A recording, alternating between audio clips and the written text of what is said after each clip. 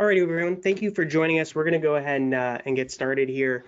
So my name is Dan Rosenrash. I'm CTO here at Viirtue. I'm joined by a bunch of panelists today and helpers. So I have Wojtek Woronski, our VP of Engineering, is with us. Charlene Gustafson, who's our VP of Sales, is on the line. And then we're also joined by the folks over at Nearlinks. We have Chris Griffin as well as Gabe Diaz. And they're actually going to be presenting first today. But we're also going to go over, we have some Vibe updates that Wojtek's going to share that are pretty exciting. We're going to go over some new infrastructure updates we have, especially specific to our Apollo node for now. And then we're also going to go through styling those battle cards within the Vibe portal, just showing you some examples and best concepts to accommodate that and all those cool things. So without further ado, Gabe, I'm going to hand over controls to you. Just let me know if you have any issues. You should see that now. All right, hello. It is giving me gotta accept you real quick. Give me just a second.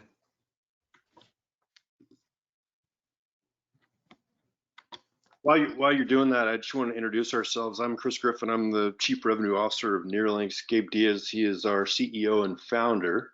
I want to thank everybody for their time today. And Dan and team, thanks for letting us jump on your call. Of course, yeah, we're happy to have you. And just to give a little backstory on the Nearlinks team, we've been working with the Nearlinks team for a few months now. Their team is actually what covers our after-hours support. So if you call into Viirtue's help desk, once our onshore team is done for the day, that they cover our shifts. So they're very well versed on our platform. And essentially the partnership that we're trying to bring to you guys as our partners is the ability to use the Nearlinks team's help desk offering as your own. So if you want to help expand your team, or again, just use them the way that we are with that after hours coverage, we've seen a lot of success with them. So Gabe, and I can see your screen now. Awesome. Great, okay. Excellent. Well, guys, thank you very much for having us. It's a pleasure to be with you guys. I'm going to kick it off and talk to you guys a little bit about the company, and then Chris will jump in and talk a little bit more about the products. But the main thing I want to communicate, Nearlinks was born five years ago, and it was after the sale of a company that I founded with a couple partners 13 years ago by the name of Relinks. And Relinks was an ISP, MSP. We're a provider of data, security, and VoIP. And VoIP primarily was NetSapiens. We started working with a platform about 10 years ago, when it was just starting out. So when the company was sold, I had started an operation in Costa Rica to do back office services for Relinks. I didn't want to outsource, and I decided that I was going to start a company to support Relinks in the U.S. And over the last 13 years, it's grown quite a bit, to the point that when Relinks was sold to GTT didn't need that infrastructure or those people. So I decided to turn Nearlinks into a BPO, business process outsourcing company, and focus on telecom providers in the industry. GTT was a company that bought Relinks, and they looked at our provisioning processes, and they ended up hiring a bunch of the team. And that's how we got started 5 years ago with Nearlinks. So we kept all of my staff down there. At that point, it was about 35 people. Right now, we're up to about 95 people. But I kept all of my original team. So a lot of my staff, average tenure is about 9 years for my managers and directors. My directors have been with me for 10 years and for 8 years. We've got a director of shared services, which is the support services that we offer, and a director of software development. And again, these guys, so the biggest difference that you'll see about it, that you'll see about us, is that we were a service provider. We were a NetSapiens service provider. We have the same issues that you guys have. The biggest pain point, the reason I opened up 13 years ago, was we needed 24/7 support. We needed tech support, and so it's not just that we are an outsourced provider. It's that we've been there, we've done it. We do very, very well with specialized projects, where we're taking over provisioning or we're taking over a large project for a customer. And we do very well with that because we did those projects. We did the 300 T1 cutovers, and we've done the VoIP turnups, and we turned over from BroadSoft to NetSapiens. And so we have a lot of experience in that area, and that's what we kind of capitalize on. The company is primarily, Chris Griffin is our Chief Revenue Officer. He's based in the US. We have a small office in the US.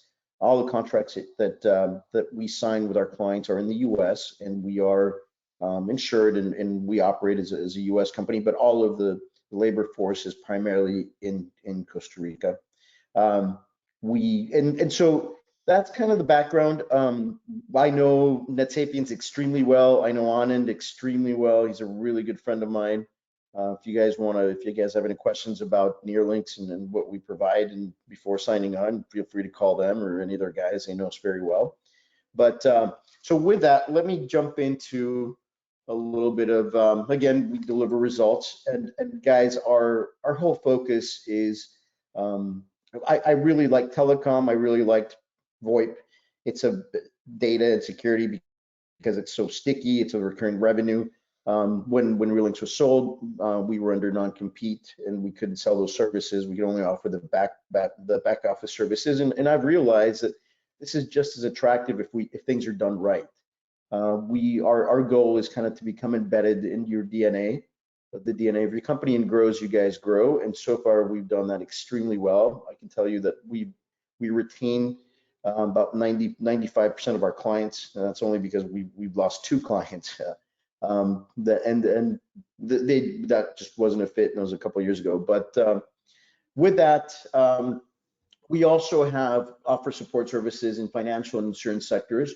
Nearlinks has a sister company that's a call center out of Colombia. We've landed a couple of deals in non-telecom services, and we established a sister company in Colombia where we have native speakers for non-telecom, non-technical related services. So that's also something to keep in your back pocket if you ever run across a requirement for those services. So Chris, you want to jump in and talk a little bit about outsourcing benefits? Yeah, exactly. Thanks, Gabe. I mean, I think everybody knows a lot of the benefits for outsourcing. Obviously, you don't have to shoulder the full burden of having full-time staff. We can provide that staff in a variety of different ways. We can provide FTE or full-time equivalent people to work on any of your needs.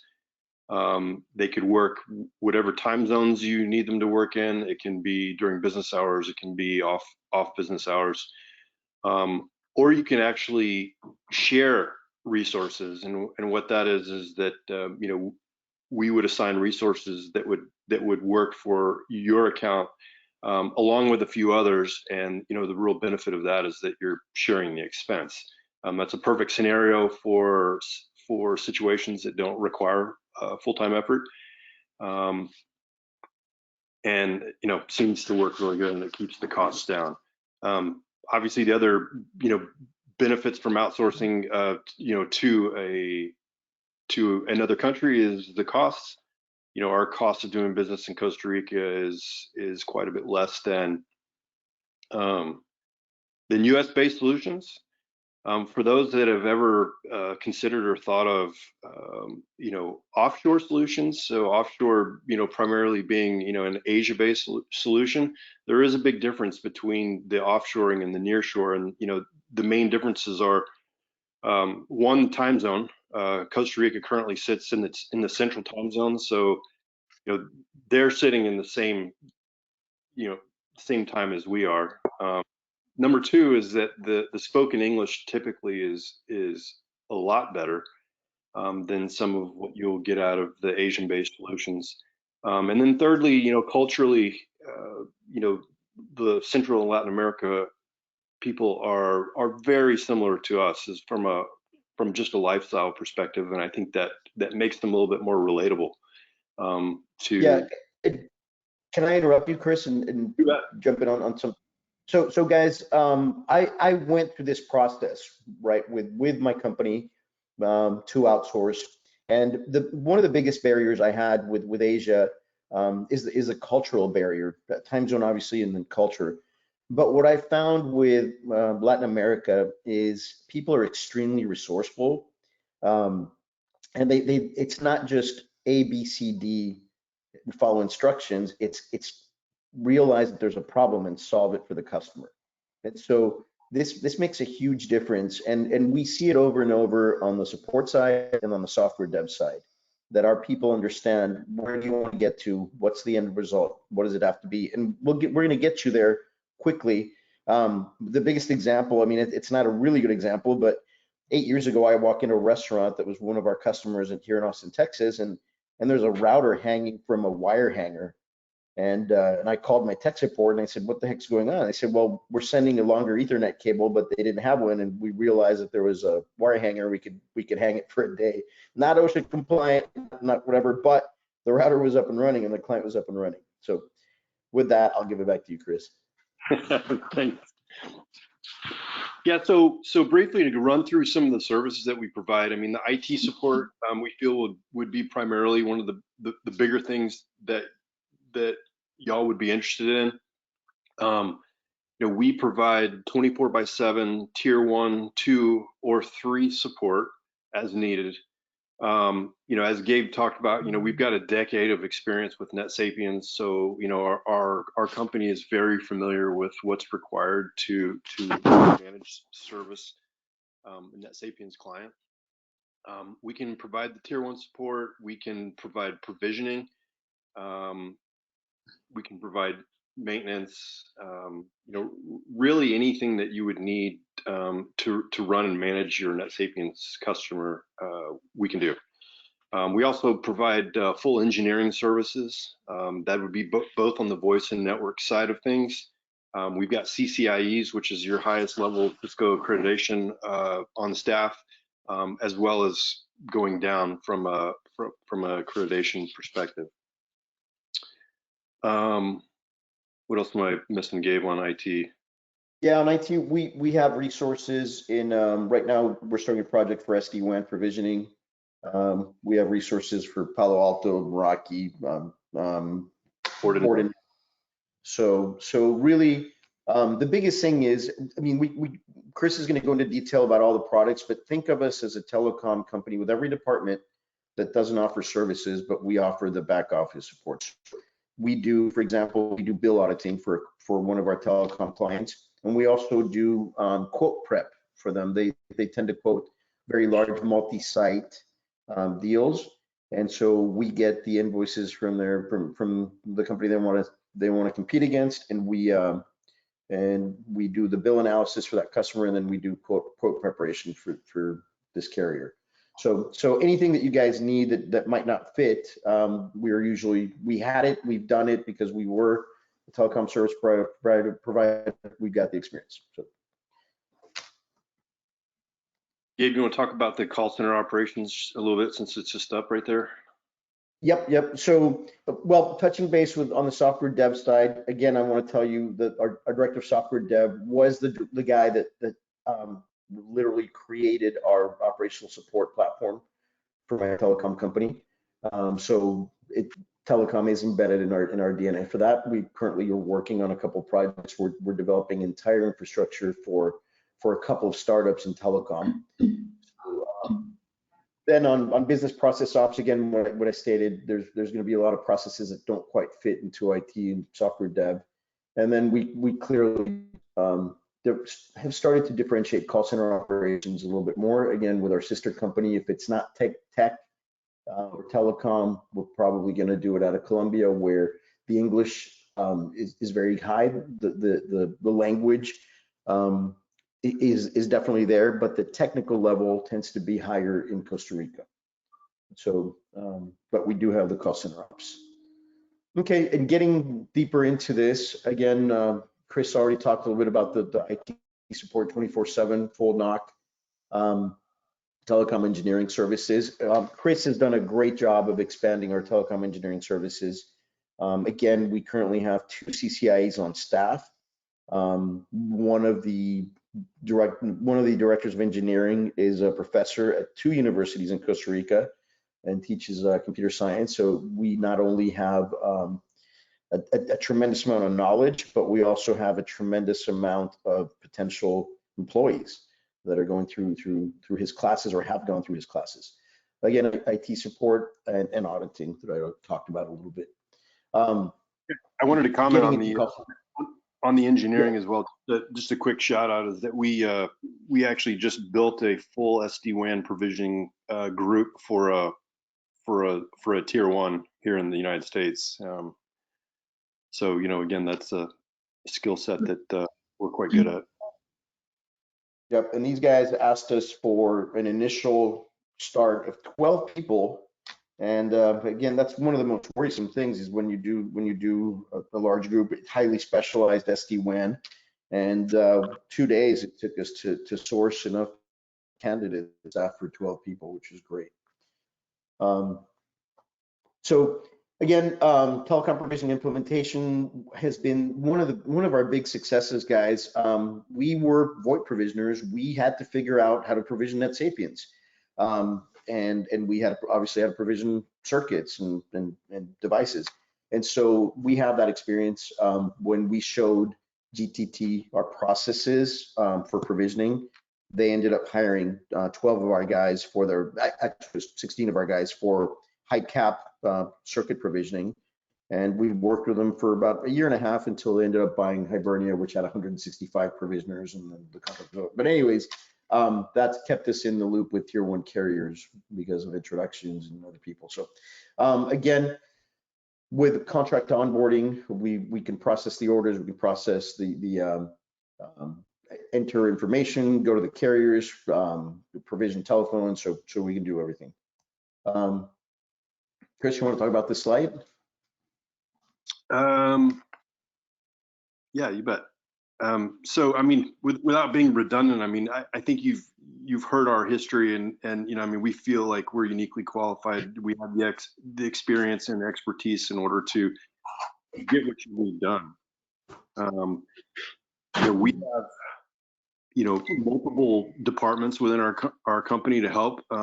There's a little snippet there about our onboarding process. I mean, we've got a defined process manager that goes on to onboard each and every customer, that goes through and does formal documentation of not only how you do things but how we do, to ensure a smooth turn up, and then that the follow-up and customer experience. And I have to say that I think we exaggerated a little bit on almost fun, but I do want to mention what Chris was saying. We have two people dedicated to onboarding clients. One of them joined our team recently from Hewlett Packard and was in charge of onboarding IT clients for their services side. HP has a few thousand employees in Costa Rica. So great addition to our team, but reality is also we have our director of ops for shared services has been running that role for many years now, and she's phenomenal. What we decided to do is when we inherit your processes or we gain a new customer, a lot of times processes are defined or sometimes there's some gaps in there. So what we do is we standardize them into our own standard operating procedures. And the thought there is you're never going to have to train an employee again as you add people. We will do that for you because we will have your process already established. So it's not really fun, but it's really good. All right, Chris. You want to talk about this or you want me to take it? Either way. Yeah, I mean, this slide is pretty self-explanatory. It sort of walks through a little bit about what does the onboarding look like, and going into too much detail. I mean, we'll start with a planning meeting. We'll go through. We'll have our staff as part of that. We'll go through and allow you to sort of describe how you do or what you do and how you do it. We'll ask our questions that we need, and then at that point, we'll review the requirements. And then after that, we will build out the team. That will be dependent on not only what you've asked us to do, but but is it is it going to be part of our shared services team, or is it going to be a dedicated resources to your company? And then we'll develop and execute the plan and make it happen.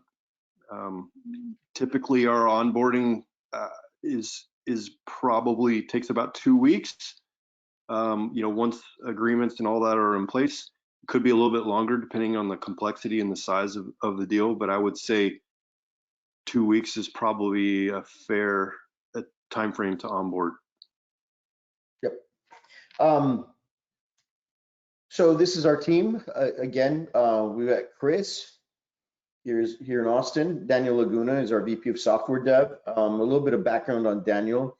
He the first 2 years that he was writing our OSS platform, or our internal operating platform, he was moonlighting for us, and while he was working for a very large bank in Latin America developing banking platforms. So one of the luckiest things that happened to us early on about 5 years ago when we were just starting is, unfortunately, his team, his old team from his last company was laid off because that company ended up shutting down, and we were able to pick up a bunch of those guys, and that gave us a tremendous, just a great team with a really good background in finance, which is heavy in security, very complex stuff. And so we were able to add and really grow on the dev side, to the point that right now about 50% of our revenue comes from dev. And again, Natalia Sanchez is our director, our VP of BPO, director of VP. We're still small, but Natalia Sanchez is, it fills me with pride. She has been working with me for 10 years. She came from Hewlett Packard. She started as a tech on the phone, did phenomenally well, was highly overqualified.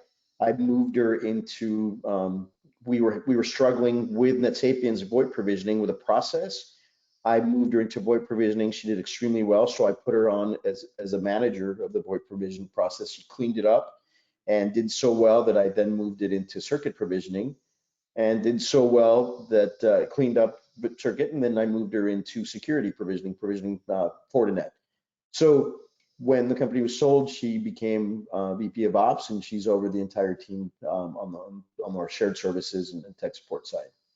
So again, she gets thrown into also, I mean, most of our teams are already have managers or supervisors, and so she is continuously getting thrown around into complex projects. She really loves the challenges, and she onboards our clients for the most complex projects.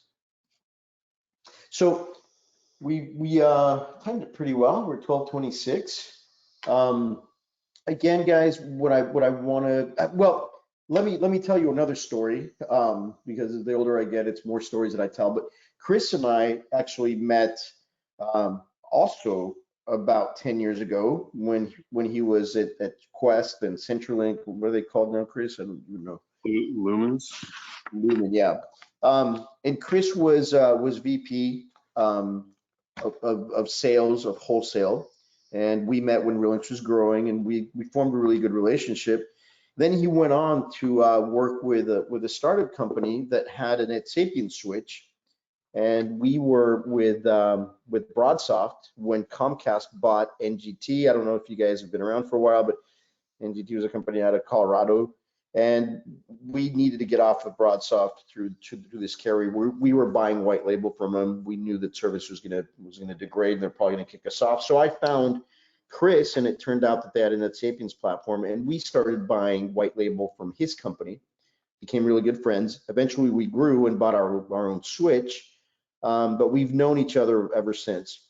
And his background, when a year and a couple months ago, we touched base, and he was looking for something more challenging, and I convinced him to come on board. And it's primarily because of his experience, his background. I've dealt with him as a customer, which was phenomenal. And so again, one of those things that we are not just BPO, we are the industry. Chris is the industry. In the wholesale side, everybody and their mother knows him. And so, again, a huge differentiator, guys, that we are telecom. Our background is telecom. Our DNA is telecom. Yeah, and Gabe, we had a couple questions in here before we have to jump into the next piece. One of the questions was, what are the costs associated with a service like this? So we have kept this, guys, and we've been very successful at making sure that we understand that every situation is different. We understand that even though we know what a tier 1 ticket from NetSapiens looks like, we really dig down with each client to talk about what their needs are going to be. Again, because a lot of times the main issue that I had when we were a growing company, obviously, was nights, weekends. You want to do 24/7, you're not just going to add 3 people, you need to add like 6. And so we look at the number of tickets that you got and we determine, do we need headcount? So really what it comes down to is it's all specialized. We want to have a discussion with whoever's involved, but I will tell you, you will be paying dramatically less than hiring an employee in the US. It is substantial. And we take away the fear of going near shore. So bottom line is substantially less, but we do need to have a conversation about what your needs are. And then there's a couple other questions here, but just for time, hopefully we'll get to them at the end. But one of the other ones that was a key point was we had somebody asking that they have accounts on another platform, and can you guys do the migrations of the accounts from their other platform to the Viirtue platform? We have done that as a company, as Relinks. We acquired a couple. We acquired 2 customer bases that we migrated, so we have done migrations in the past. In the past 5.5 years, we haven't done it, but our senior engineer worked with GTT and was in charge of migrating from NetSapiens to BroadSoft. And so the answer is we can probably do it. Yeah, would these be migrations from other NetSapiens, or would it be migrations from other Class 5? For this specific question, I think this was from NetSapiens to NetSapiens, but I do know we have partners that are bringing clients over from Asterisk and some other solutions too. So if you want to quickly, and then I had one more question that came in that I wanted to answer is, can you do sales and onboarding in Spanish as well? Yeah, absolutely. We, believe it or not, one of the only departments that we've never done in Costa Rica was sales, and that's because my sales team was US based, and we had to travel a lot. We never launched sales out of Costa Rica, but it is something that we have fiddled with. My sales team, I do have sales out of Colombia with a call center for other products, but yeah, we can definitely talk. And obviously in Spanish, yes, whatever you need in Spanish, we have.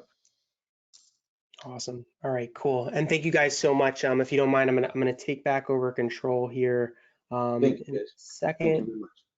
Yeah, thank you, Gabe, and thank you as well, Chris. And guys, I forgot to mention at the beginning, if you do have any questions, I know some people already popped them in there, but if you do have any questions, please feel free to pop them into the questions piece, and hopefully we'll have time at the end to answer them for you. If we run out of time, though, we'll definitely ping you offline and make sure those questions are addressed. But thank you, Neuralink's team, so much. And we'll send out an email blast after this with the recording of this webinar with the contact info for the Neuralink's team. So if you want to get in touch with them, I saw that was another question that came in.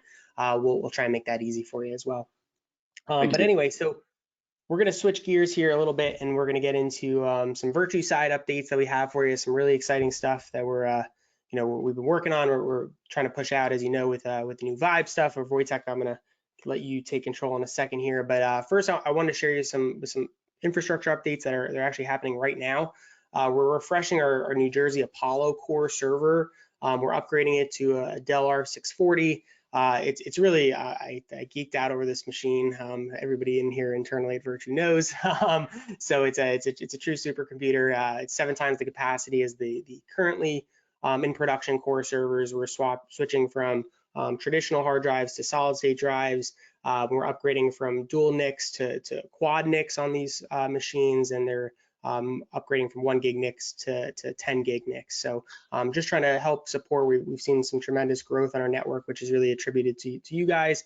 And we want to make sure that we can not only support that growth, but we can really power through it. So in addition to that, also the CPUs and the processing power on there, just everything we got was top of the line, state of the art. So we're refreshing this core first. We're going to be refreshing all of our cores and moving through them, but this core definitely sees the most traffic. So we wanted to make sure that was done. So I believe the code was loaded onto it yesterday, and we're looking to insert this server into production next week. There shouldn't really be any impact to you guys. We're just going to essentially add it to the cluster and then slowly start to just retire away the old one and just keep the old one in there as like an HA kind of setup, just in the event there was any kind of hardware failure on this one, just some added redundancy, but that's coming at you guys really, really quickly here. Additionally, we also are putting together a learning center for end users. I can show you a quick sneak peek of that right now. So the way this is going to work is you'll have to contact sales for this to purchase credits. So when your customers log into this, it's going to be completely neutral branded. We're just going to call it the UC Training Center, essentially. And again, no logos, no branding will be involved in here. And your users will navigate here and they'll see the different courses for the different scopes of users. The NetSapiens platform will all have these purposely super high pricing that we don't want them to pay for. And then when they go to subscribe to those courses, what's going to happen is you guys will purchase promo codes from our team. Those promo codes will have a certain amount of credits. 1 credit is good for 1 course training. So then you guys can actually just give your customers those coupon codes and they can log in here. And the hope is, again, we're trying to really automate as much of the onboarding process for you guys as possible. So when you go out to do those deployments, a lot of the legwork is just, again, already done for you. And again, trying to make that process as seamless as possible. Moving back along, we also have new classes in Vibe, or in the Learning Center for Vibe. So if you go into the Viirtue Learning Center and you navigate to the Vibe course, you'll see that there's now courses available there for Vibe Pro. Wojtek actually was helpful enough to put together the main course there. That goes over all the new billing stuff, a lot of the stuff that he's going to show you today, and puts it in that training environment. So if you want to get up to speed on Vibe Pro, in addition to today, I would definitely recommend going on and taking that course. It's only about a 5 or 10 minute addition to that class. And then also a new status page. So if you guys have not already, let me navigate there real quick.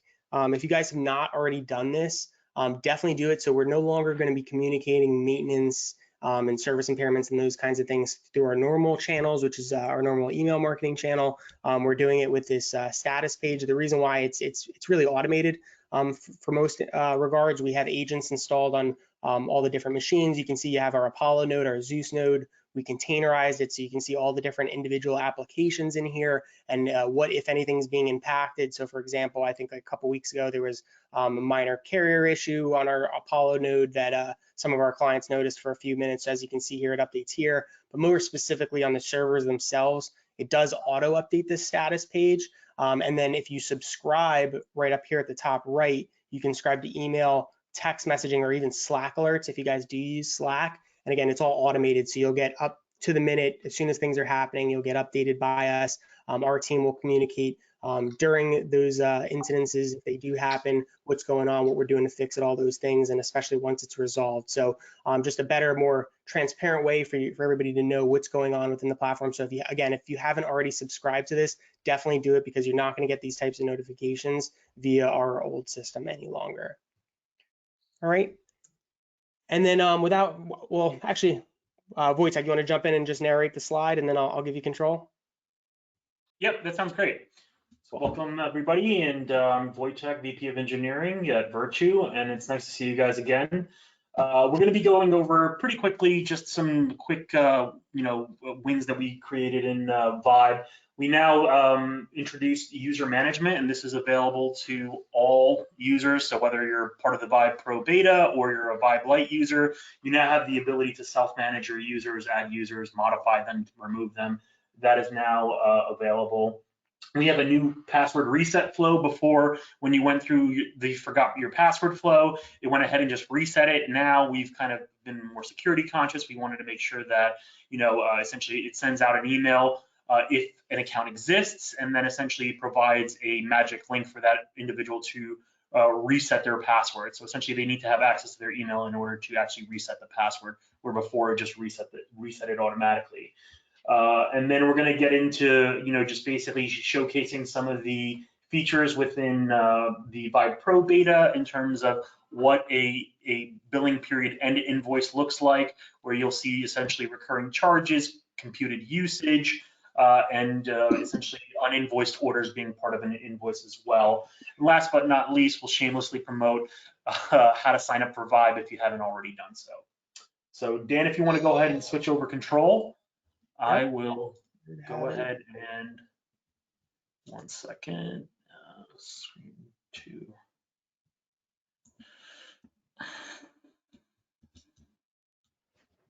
Okay, got it. All right, can everyone see my screen? You're good.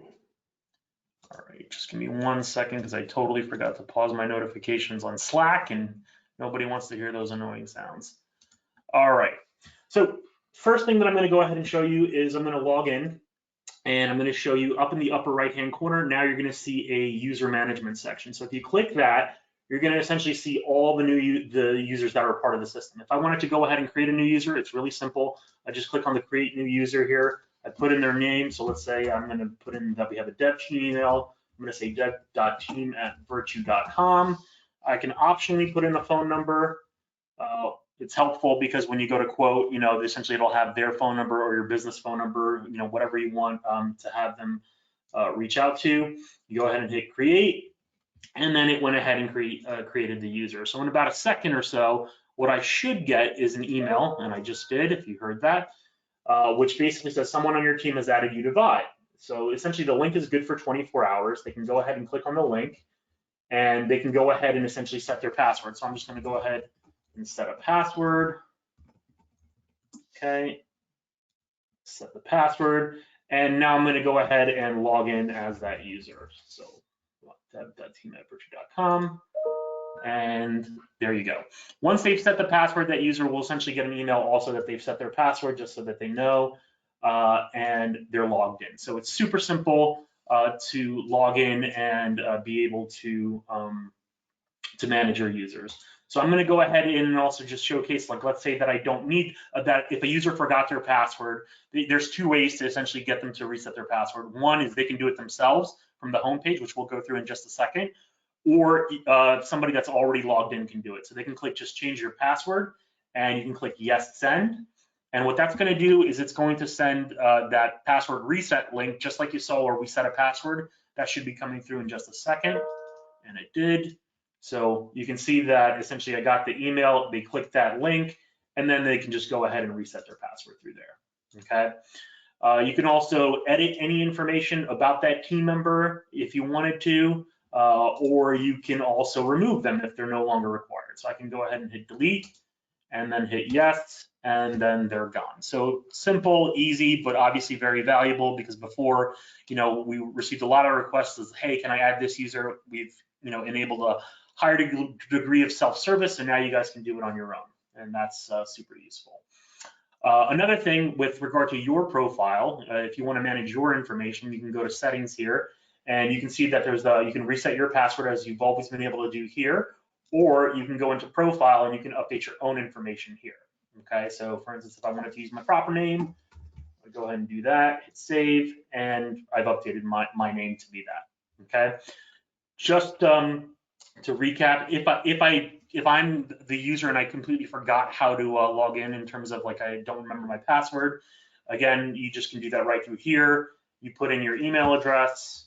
So I'll go ahead and do that, hit submit, and then you'll get this little message that says, if you have a valid account with us, you can go ahead and reset your password. So I just got that link, which you'll see here. I'll click reset my password and just change it to something similar. Hit set password. Now I can go ahead and log in with it. And I'm back. So again, just some simple utilities just to help you manage your workflow better. Again, we're not automatically resetting a password so that it can't be done maliciously. Not that that's happened, but again, we're trying to be security conscious and obviously conscious of performance.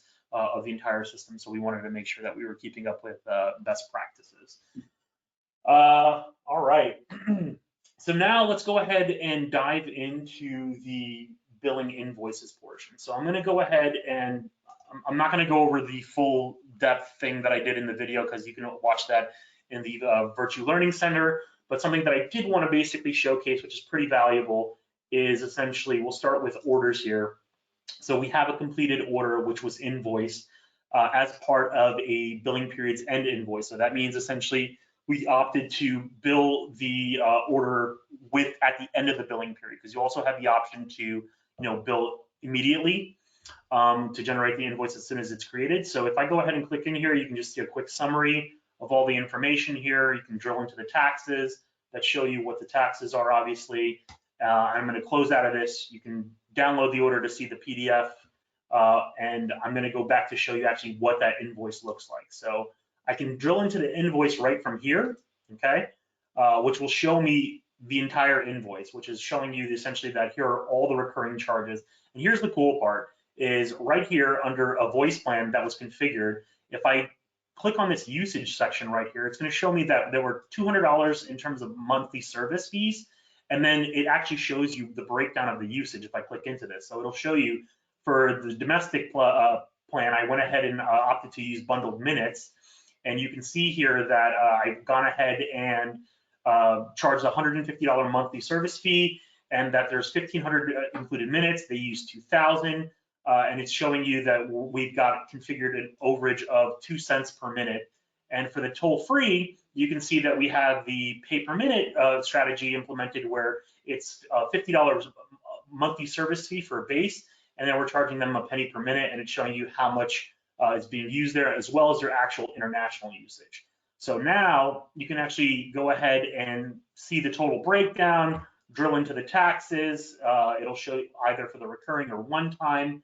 So you can navigate through the entire invoice. And if there were other orders that were uninvoiced at the end of the billing period, it'll go ahead and include those in here as well. So you can actually now see here that there is, this particular order, this line item from this order was included as part of this invoice. So if you wanted to, drill into it, you can click right there.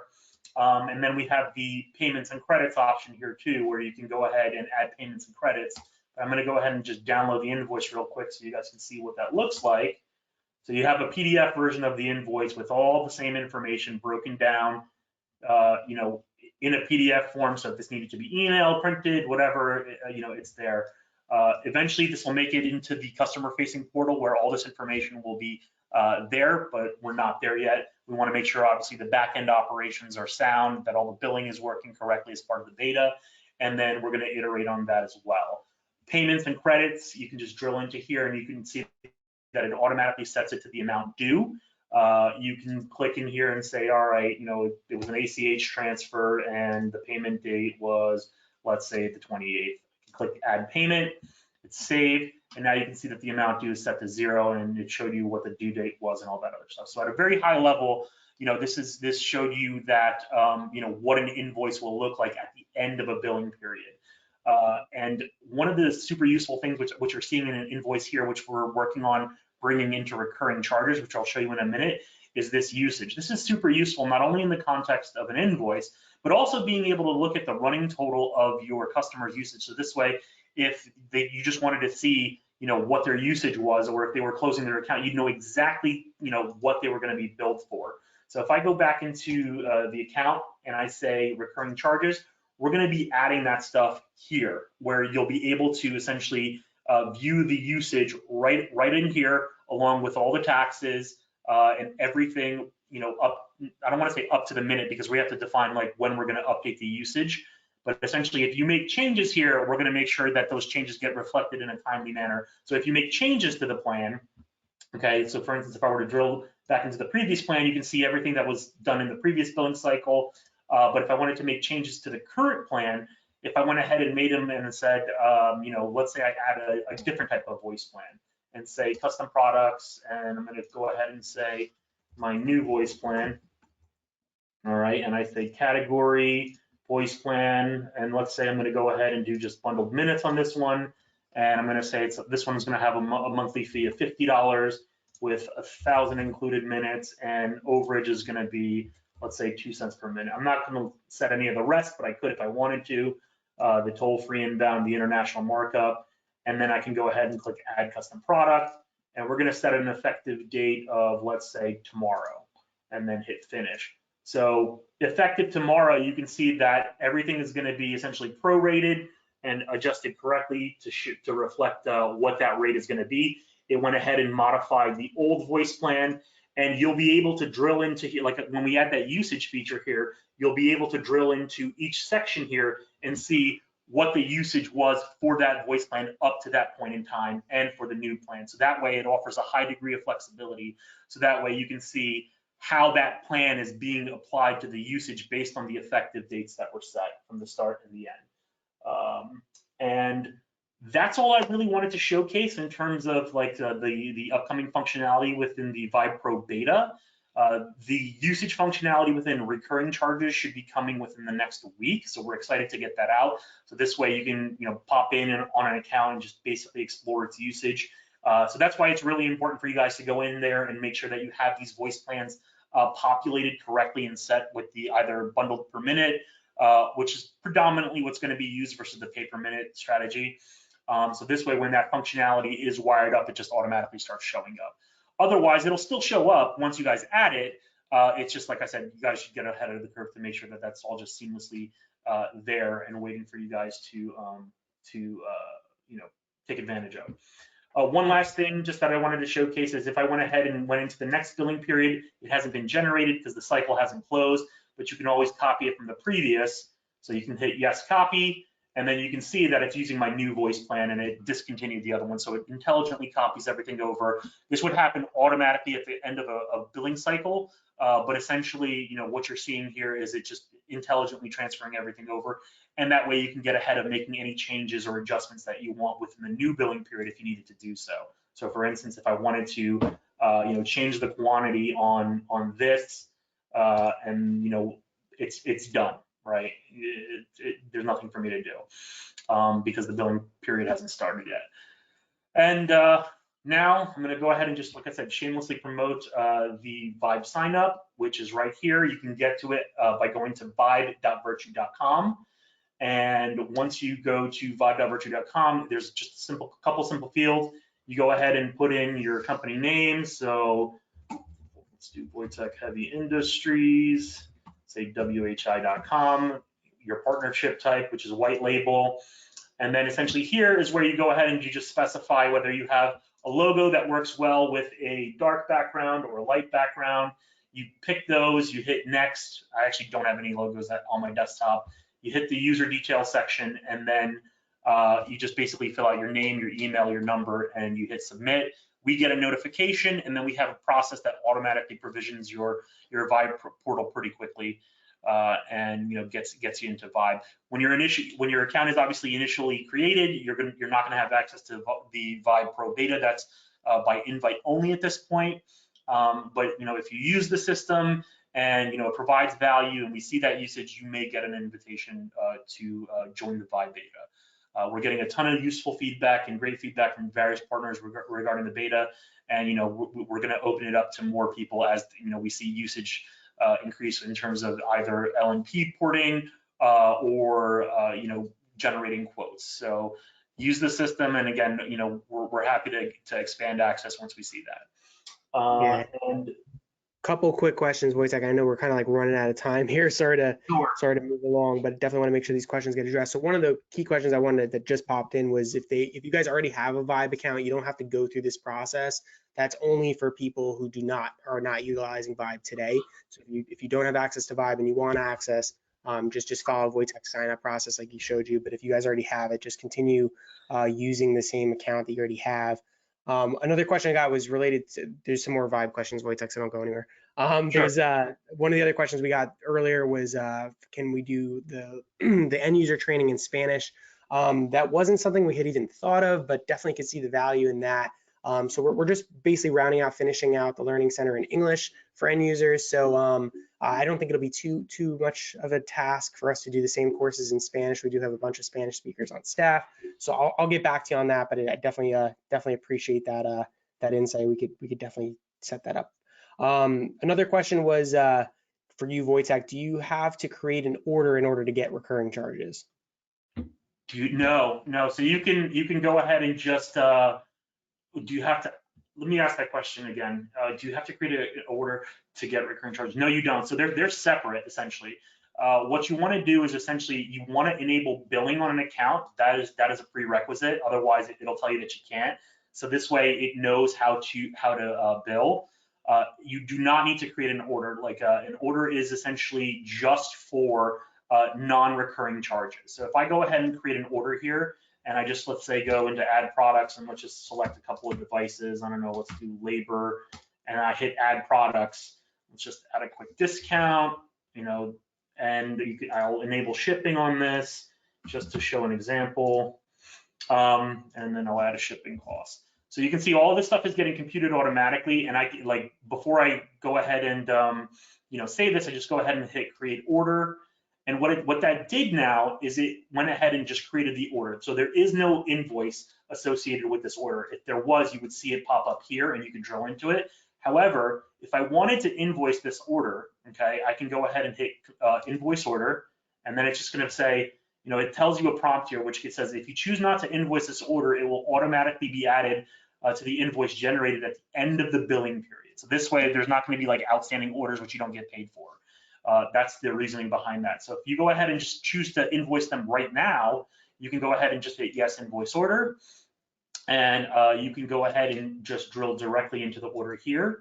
And you can see that it went ahead and generated an order, and you will not see any recurring charges here for this particular order. It's just showing you in the context of this specific order with all the actual order items, breaking down the discounts, again, all the taxes that are applicable, and all that great stuff. So the answer is essentially no, you do not need to set up recurring charges in order to create an order, or vice versa. They work independently of one another. Yeah, and folks, we're just gonna, so I know we were supposed to go over the battle card styling, but there's still a bunch of questions here, so I think we'll save that for another webinar. We had a lot of good content for you, but maybe we'll pop that on in the February webinar. But another question we had, Wojtek, is how do we set if a customer is using unlimited or they want to sell unlimited plans? How do you do that with the usage? And if you want to give a tour. Yeah, so essentially, if you're using an unlimited plan, it's not really usage based. So what you could do is you could just create a product. You can do either from your catalog. So for instance, I think we have like unlimited extensions, 11 through whatever, and you can just go ahead and add that directly, and this will become a recurring charge. So if I go ahead and hit here that this becomes effective, let's say tomorrow, okay, then what it went ahead and did is this will go ahead and just basically be a recurring charge that gets prorated at that rate, okay? This is no longer applicable, so I would go ahead and just end this charge, and let's just say I end this on the 29th, yes, and that charge is ended, and then you can see, for instance, that I have an unlimited plan. So if it's not actually something that's gonna be metered from actual usage, then you treat it as a standard item. I'm flirting around with the idea of potentially merging the two, so that way, it could be just here like as an option as an unlimited plan. That would probably be the best thing. But just as a way of doing it today, you would just basically create like either a custom product that featured that information here in terms of just monthly service, and you can put in whatever details you wanted, or you just pull it from your existing product catalog. One other thing I do want to mention about the product catalog is we've purposely right now excluded the ability to create voice plans within the product catalog, because we want to have a unified experience with how you interact with them. So we're going to reintroduce that within the coming next week and a half or so. So that way, you can go ahead and create pre-existing voice plans in the catalog, and then go ahead and import them in here. So this way, for instance, if I'm in the next billing cycle, and let's say that I added this item from the catalog, I could make adjustments to it here, and essentially the product catalog is acting as almost just default configuration and default pricing that you can obviously tweak from customer to customer to obviously save on input.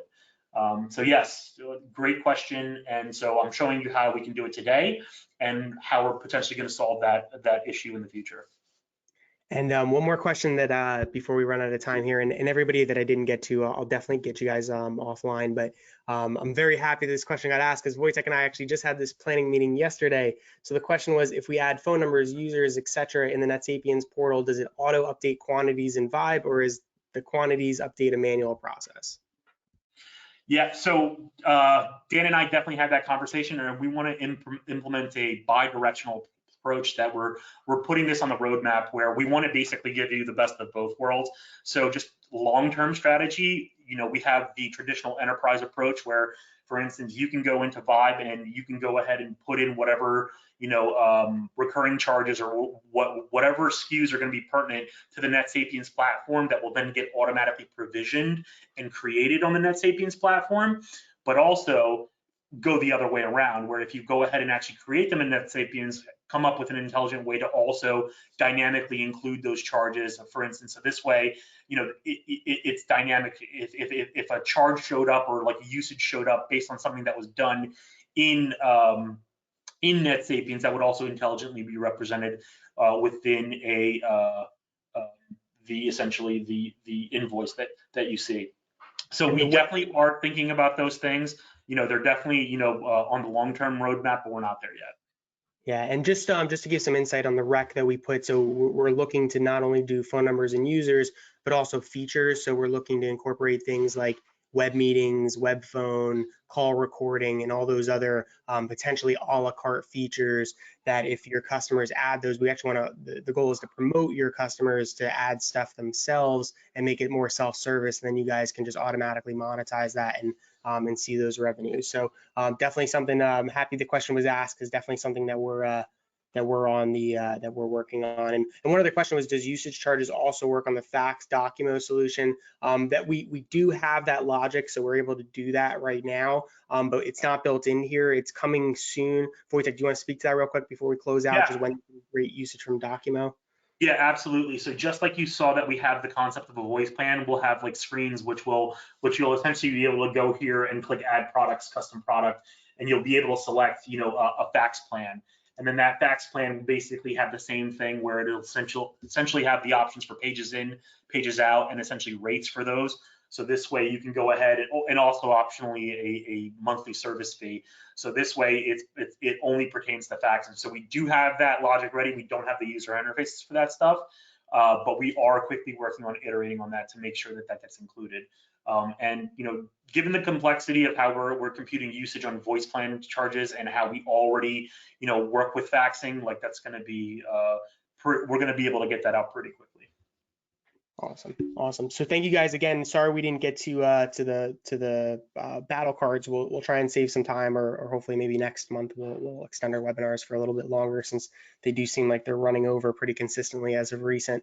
So again, if we didn't have a chance to answer your questions here online, I'll try and get you guys all offline. If not, I think most, if not all of you, have my email. So please always feel free to shoot us a note, Wojtek as well. And thank you, Neuralink's team, for joining us today. And same with them. If you guys do need their contact information prior to that email blast going out, just reach out to us. We will be happy to facilitate that introduction. Right. So thank you, everyone. Have a great rest of your week. Thank you.